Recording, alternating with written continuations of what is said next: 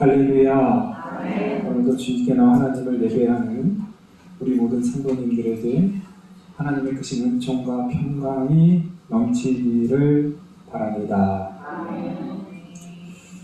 사람이 살면서 크게 세 가지 중요한 잔치를 합니다. 먼저 태어나서 1년이 지나면 돌잔치를 합니다. 아이들이 많이 죽고 어려운 시절, 또 아이가 태어나서 한 계절을, 사계절을 다 보낸 그 축하의 의미로 아이들을 위해서 잔치를 합니다. 돌떡이라고 하여서 백설기나 수수, 팥떡을 마을 사람들에게 나눠줍니다.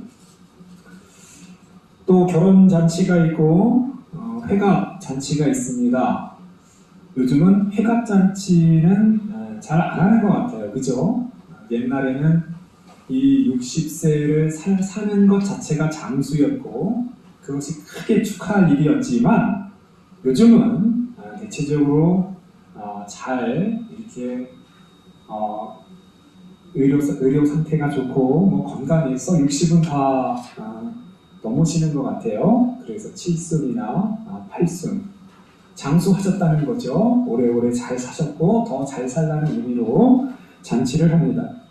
돌잔치, 결혼잔치, 7순이나 8순 이런 잔치 중에서 가장 화려하고 가장 중요한 잔치가 있다면 결혼잔치겠죠. 왜냐하면 돌잔치를 기억하는 사람들은 별로 없습니다. 그리고 노년에 하는 이런 잔치는 이제 인생을 마무리해야 되는 그런 정리하는 그런 의미의 잔치가 되기 때문이에요. 그러나 이 결혼잔치는 한 사람의 그 인생 중에서 가장 건강하고 가장 아름답고 가장 화려할 때에 잔치를 벌입니다. 또한 혼자 하는 게 아니잖아요. 양가의 가문이 함께 축하하고 두 가문이 함께 만나서 축하를 하는 이 잔치가 우리 인생에서 가장 큰 잔치라고 생각합니다. 성경에도 이 결혼잔치에 대한 이야기가 참 많이 나와요. 요한복음을 보면 예수님께서 가나의 혼인잔치에 참석하셔서 첫 번째 이적을 행합니다. 요한복음은 이 가나의 혼인잔치를 천국의 잔치, 이 세상에 있는 가장 그 아름답고 귀한 그 잔치로 맨 앞에 요한복음의 2장에 기록을 했습니다. 오늘 우리가 잘 알고 있는 마태복음 22장 혼인잔치, 누가복음에도 있는 이 혼인잔치의 비유의 말씀을 함께 나누고자 합니다. 어떤 왕이 자기 아들을 위하여 혼인잔치를 베풀었습니다. 왕의 잔치입니다. 얼마나 화려할까요? 얼마나 성대할까요? 많은 종들을 보내어서 그 초긴 잔치의 손님들을 청합니다. 그런데 이게 웬일입니까? 왕의 잔치, 그 아름답고 화려하고 성대한 잔치에 초청을 받은 사람들이 5절을 보니까 그들을 돌아보지도 않고 쳐다보지도 않고 그냥 자기의 밭으로 자기의 사업장으로 갔다는 거예요. 왕의 결혼잔치, 친척의 결혼잔치만 해도 무슨 일을 제쳐두고도 가는 것이 보통 관례인데 왕이 마련해 놓은 그 잔치를 돌아보지도 않고 거부하고 거절했더라. 그런데 더 나아가서 6절을 보니까 그 남은 자들은 종들을 잡아 모욕하고 심지어 죽였더라. 좀 분위기가 좀 이상해집니다. 아니 그냥 거절하면 되잖아요. 나 바쁩니다. 도저히 못 가요. 라고 거절하면 될 것을 왜 그 종들을 잡고 모욕하고 심지어 죽입니까? 뭔가 심상치 않은 분위기입니다. 그러냐 그렇게 7절을 보니까 임금이 노하였다. 노하지요. 노하지. 왜 죽입니까? 왜 모욕합니까? 임금이 군대를 보내어서 그 살인한 자들을 진멸하고 그 동대를 불살았다. 기분 좋게 이 잔치를 벌여야 되는 이 마당에 지금 엄청난 사륙이 벌어지고 무시무시한 심판과 진노가 벌어졌습니다. 자, 왕은 혼인잔치가 준비되었는데 청한 사람들이 합당하지 아니하니 네 거리 길로 가서 사람을 만나는 대로 혼인잔치에 청하라. 아무나 다 오라는 거예요. 모든 사람 만나는 대로 다 초대해. 길거리에서 구걸을 하는 거린이든 배고파서 또는 뭐 외국인이든 어떤 사람이든 다 초대하려는 거예요. 그래서 종들이 길에 나가서 악한 자나 선한 자나, 여기 악한 자나 선한 자나 있어요. 악한 사람들, 심지어 잘못을 저지른 죄인들까지도 다 초대를 했다는 거예요. 아, 숨이 차. 예. 아유, 우리 권사님 힘내십시오. 권사님. 다 그 자리를 다 채우라는 거예요. 채우라는 거예요. 그렇게 해서 손님들이 가득하죠. 결국은 손님의 자리가 다 찼어요. 자, 근데 여기서 이야기가 끝나지 않습니다. 어떤 사람이 예복을 입지 않고 거기에 있는 거예요. 보통 왕의 결혼 잔치에는 준비된 예복이 필요합니다. 아마도 이 왕은요, 모든 사람들을 다 초대할 때는 이미 예복도 준비했을 거예요. 그래서 이 잔치에 입장하는 사람들은 갈아입으시죠. 다 갈아입어서 그 잔치에 참여하도록 했을 겁니다. 그러나 어찌된 영문인지 한 사람은 예복을 입지 않았다. 임금이 어찌하여 입지 않았느냐 했을 때 아무 말도 대답하지 않았더라. 임금은 그 자를 내쫓아요. 그냥 내쫓는 것이 아니라 손과 발을 묶어서 어두운 데에 내쫓아요. 거기서 슬피 울며 이를 갈게 되리라. 청함을 받은 자는 많되 택함을 입은 자는 적으니라. 자, 이게 오늘 말씀이에요. 우리가 잘 알고 있는 말씀의 내용입니다. 자, 오늘 말씀은 단순한 그냥 잔치 이야기는 아닌 것 같아요. 그렇죠? 중간에 막 사륙이 벌어지고 진멸을 하고 무시무시한 심판의 자리도 있었습니다. 하나님께서 이스라엘 백성들을 부르십니다. 하나님께서 그들을 천국의 잔치, 혼인의 잔치로 부르셨습니다. 잔치는 기쁜 것입니다. 잔치는 배부른 것이에요. 잔치는 즐거운 것이에요. 하나님께서 아브라함을 부르셨습니다. 아브라함이 많은 것은 다 갖추고 있었지만 한 가지 아들이 없었어요. 자녀가 없었어요. 그것이 아브라함의 평생의 소원이었어요. 하나님께서는 아브라함을 부르시며 약속하십니다. 너에게 많은 자손을 줄 것이 하늘의 별같이 바다의 모래와 같이.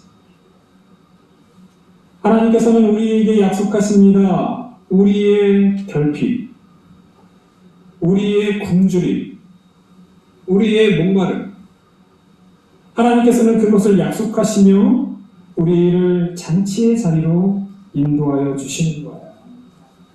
할렐루야. 배고프고 줄인 자들에게는 음식을 주시는 것입니다. 세상살이에 너무 힘들고 지쳐있는 사람들에게는 참된 안식을 주시는 거예요. 세상에 여러 가지 우리가 문제를 다 갖고 있는데요. 그 문제가 해결되고 그 문제가 하나님의 은혜 가운데 풀리는 일. 이것이 하나님께서 주시는 천국 잔치인 줄 믿습니다. 이스라엘 백성들은 늘 하나님께 나올 때마다 풍족함을 누렸어요. 심지어 광야라는 곳에서도 만나와 메추라기를 통하여 배불렀어요.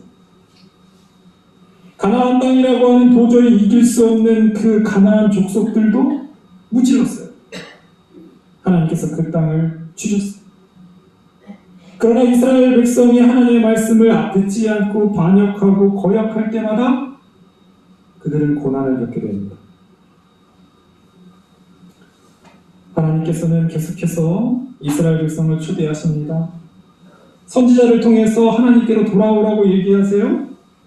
이사야 55장 1절 오라 너희 목마른 자들아 물로 나오라 돈 없는 자도 오라 너희는 와서 사 먹되 돈 없이 값 없이 와서 포도주와 젖을 사라. 할렐루야.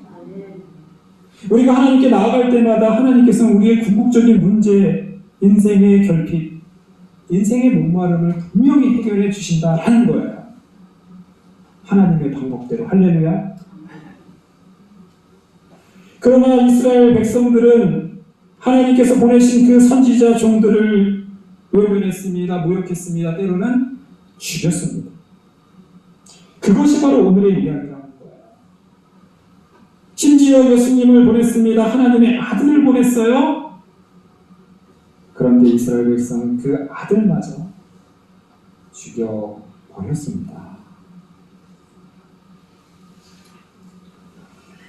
오늘 이 천국 복음의 이 말씀은 일단은 그 대상이 예수님을 공격하는 바리새인들, 대제사장들, 그 당시의 지도자들, 종교의 지도자들에게 주는 비유의 말씀입니다.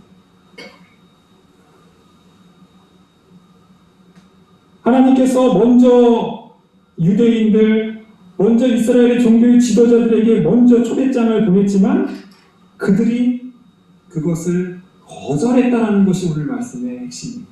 거절했다. 그러자 하나님은 그 천국의 잔치를 유대인이 아닌 이방인들, 세상의 모든 혼인잔치에 어떻게 보면 자격이 없는 자들에게 그 자리를 돌렸다는 거예요. 우리는 생각할 수 있습니다. 아니 왜 하나님은 공평하지 않으시지? 왜 처음부터 내 길 거리에 있는 모든 사람들을 다 초대해야 되는 거 아닌가? 오늘 본문의 말씀의 비유는요, 유대의 바리새인들과 종교의 지도자들에게 했기 때문에 이렇게 말한 거지.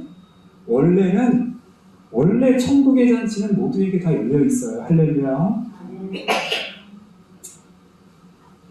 원래 하나님의 계획은 모든 사람들, 이 세상의 모든 이방인들을 포함한 모든 사람들에게 다 열려 있고요. 그들에게 초청하고 그들이 오면 너희 목마른 자들아 물로 나오라. 너희 모든 사람들, 수고하고 무거운 짐진 자들아 다 내게로 오라. 모두에게 다 열려 있는 거예요. 중요한 거는 그 초청에 응답하는 겁니다. 할렐루야. 응답하는 겁니다. 자기 밭으로 가고 자기 사업장으로 갔더라. 이 혼인잔치가 중요하지 않은 거예요. 하찮은 거예요. 자기의 일이 더 소중한 거예요. 지금 당장 해야 될 일이 너무 많아요. 누가복음을 보면 더 자세하게 기록됐어요. 내가 지금 밭을 샀다. 내가 소를 샀다. 나는 장가를 갔다. 그래서 나의 일을 먼저 해야 된다라고 하면서 터졌다. 천국잔치는 우리가 가장 먼저 참여해야 되는 잔치일 줄 믿습니다. 할렐루야. 천국의 잔치는 아무리 바빠도, 아무리 내가 지금 급한 일이 있어도 천국 잔치부터 가야 돼요. 왜냐하면 천국 잔치는 생명의, 영생의 잔치이기 때문입니다. 생명과 영생과 바꿀 수 있는 것이 무엇입니까? 가장 소중한 잔치는 바로 천국 잔치예요. 하나님께서 부르시면 가야 돼요. 만사를 제쳐두고 하나님 감사합니다. 내가 가겠습니다. 달려가야만 하는 곳이 바로 이 천국의 잔치인 줄 믿습니다. 우리 성북교회에서 드리는 이 예배는 천국 잔치를 맛보는 시간인 줄 믿습니다. 할렐루야. 우리가 매주일 또는 수요일날 또는 새벽마다 우리 상봉 예배당에 나와서 하나님의 말씀을 듣고 하나님을 예배하는 이 자리가 천국을 경험하는 귀한 시간인 줄 믿습니다. 그래야 합니다. 할렐루야. 자, 우리가 예배 드릴 때 그러한 사모함과 그러한 소원함을 가지시기 바랍니다. 천국잔치의 기쁨을 누려야 돼요. 예배하며 우리가 하나님을 만날 때, 예배하며 하나님을 기도할 때요, 하나님께서 나에게 만족함을 주신다. 나의 배부름과 나의 목마름을 분명히 해결해 주시리라. 할렐루야. 그런 사모함을 가져야 됩니다. 물론 그것이 잘 느껴지지 않을 때도 있어요. 예배 드렸는데 아무런 감흥이 없을 수도 있어요. 그러나 포기하지 말고요, 계속해서 그 사모함을 가질 때 하나님은 반드시 주십니다. 그리고 영원한 진정한 기쁨과 진정한 만족은 저 천국에 있다는 걸 또 기억해야 돼요. 우리는 맛보는 거예요. 이 세상에서는 경험하는 거예요. 그러나 진짜 잔치는, 진짜 기쁨은 저 천국에 있다는 걸 믿음으로 우리는 한 걸음 한 걸음 저 천국을 향해 나아가야 될 줄 믿습니다. 자, 오늘 이야기는 여기서 끝나지 않아요. 우리가 더 깊이 생각해 봐야 되는 문제는 이 예복입니다. 예복. 적어도 우리는 이 자리에 지금 다 나왔어요. 우리 성도님들. 어쨌든 우리 성도님들은 우리 하나님의 말씀에 부르심을 받고 내가 오늘 하나님께 예배드리러 가야지. 그리고 이 자리까지 나온 거예요. 근데 중요한 게 있습니다. 여기서 끝나지 않는다는 거예요. 한 가지 이야기가 더 있다는 거예요. 바로 예복을 입어야 된다라는 거예요.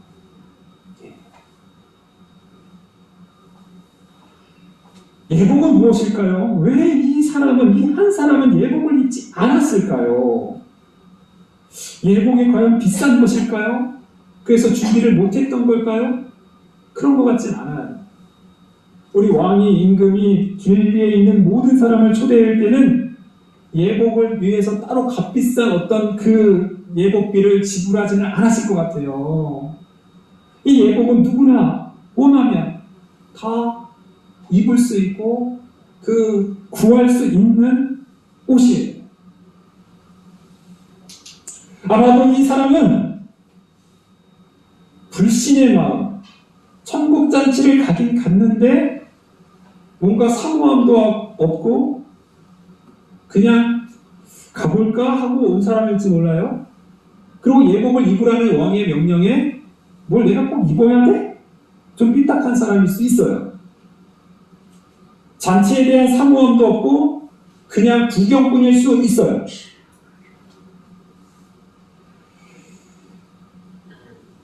예복을 입었다라는 것은 우리가 천국의 귀한 잔치에 참여하는 것에 대해 감사합니다. 내가 도저히 이 잔치에 참여할 수 없는 사람인데 여기 악한 자나 선한 자나 나는 악인일 수 있습니다. 나는 도저히 임금의 그런 화려한 성대한 잔치에 참여할 자격이 안 되는 사람이에요. 그러나 하나님, 임금님이 나를 불러주셔서 감사합니다. 너무 감사합니다. 은혜롭게 예복을 주시는 대로 입어야죠. 당연히 입어야죠. 그렇게 순종하며 입으로 나온 사람들이 대부분이지만 삐딱하게 생각. 이래야 돼? 왜? 그렇게 생각했던 그 사람은 천국잔치에 합당하지 않다라는 것입니다. 이 예복은 예수님의 보혈을 상징합니다. 우리가 천국에 들어가기 위해서는 예수님의 보혈로 옷을 입어야 됩니다. 우리가 철저히 예수님의 보혈 앞에 회개하며 나 같은 죄인을 살려주신, 나 같은 죄인을 이 천국에 들여보내주신 하나님의 은혜에 감사합니다. 감사하는 마음으로 입게 되는 옷이 바로 이 예복인 줄 믿습니다. 이 예복은 회개의 옷이에요. 또한 회개에 합당한 열매의 살 그 옷입니다. 요한계시록 19장 8절에 이렇게 말씀하고 있어요. 그에게 빛나고 깨끗한 세마포 옷을 입도록 허락하셨으니 이 세마포 옷은 성도들의 옳은 행실이로다. 여기서 옳은 행실이라는 것은 행위가 아니에요. 하나님 은혜에 감사하는 마음으로 회개로 맺어진 열매이며 행실입니다. 우리는 예수님의 보혈의 예복, 하나님의 은혜에 감사하는 마음으로 그 옷을 입고 저 천국의 잔치에 갈 수 있는 거예요. 지난 주일을 저는 제 오래된 친구와 참 가슴 아픈 통화를 했어요. 제가 어렸을 때 함께 모 교회에서 중고등부도 하고 청년부도 하고 함께 신앙생활을 함께 했던 친구가 저에게 카톡을 보낸 거예요. 카톡. 그 카톡의 내용은 신천지를 홍보하는 카톡이에요. 저는 깜짝 놀랐어요. 아니, 이 친구가 왜 이걸 나한테 보낼까? 전화를 했어요. 그 친구가 마지막으로 만난 것이 은찬이 돌잔치였으니까 한 14년 정도 지난 것 같아요. 10년 됐다고 해요. 아니, 도대체 왜 거길 갔니? 제가 물었더니 말씀이 너무 좋대요. 말씀이. 신천지에서 풀이해주는 그 말씀이 자기의 가슴을 뜨겁게 했다는 거예요. 교회에서는 경험할 수 없었던 그 은혜를 신천지에서 받았다는 거예요. 아니, 그 이만희 그 교주가 재림주라고 막 얘기하는데 어떻게 거길 다니냐 했더니 자기는 재림주라고 생각하지 않고 그냥 선생이라고 생각한대요. 성경을 잘 풀이해주는 대언자라고 말한대요.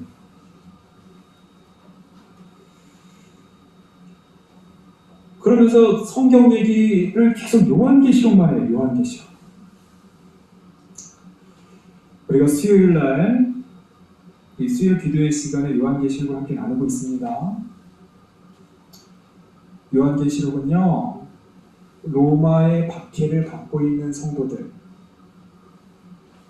오늘 당장 죽음의 위기에 처해 있는 그 공포의 환난을 살고 있는 성도들을 위로하기 위한 책이에요. 위로하기 위한 책. 미래를 점치는 책이 절대 아니에요.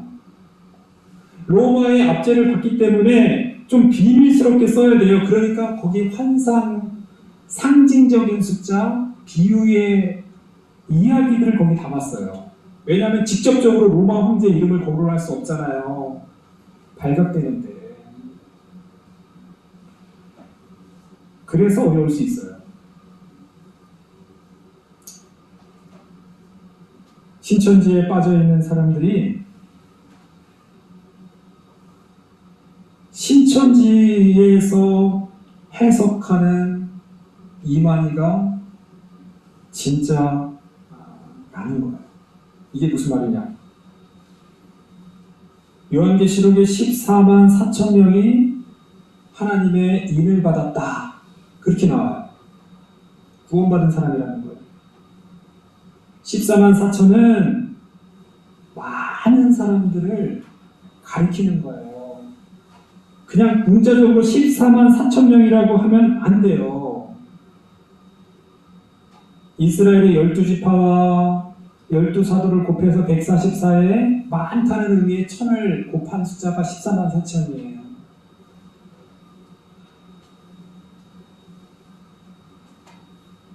(2000년) 전에 성경에 요한계시록이 나왔는데 그 요한계시록의 비밀이 말세에 풀린다는 거예요. 그게 바로 신천지라는 거예요. 그렇게 같아요. 그럴듯하죠? 요한계시록은 아무도 풀 수 없는데 그 풀이를 하는 사람이 대언자라는 거예요. 마치 예수님 제2의 예수님 재림하신 사람과 같다라는 사람이라는 거예요. 그러니까 빠지는 거예요. 그래서 자기들은 그 14만 4천에 포함되어야 돼야 되고요. 성경에 다른 거는 다 필요 없어도 이 요한계시록만 해석했다는 이유로 신천지가 진짜라는 거예요. 그런데요, 성도님들, 요한계시록이 2000년 전에 1984년 이만희가 신천지를 시작하는 그것을 위해서 쓰여진 걸까요? 요한계시록은 전 세계 많은 민족 중에 유독 한국인 그리고 유독 신천지라는 그 집단이 해석을 해야만 풀려지는 책인가요? 저는 그 얘기를 들으며 신천지는 너무 이기적이다. 기독교에 많은 역사가 있습니다. 2000년 동안 순결하게 거룩하게 살았던 많은 성도들이 있어요. 우리는 대한민국은 극히 일부예요. 세계의 많은 성도들이 하나님을 믿고 거룩한 삶을 살았는데 그들이 요한계시록을 풀이하지 못했다 그래서 그들이 구원받지 못하고 신천지만 요한계시록을 풀었다고 구원받은 4,000명에 포함됐다.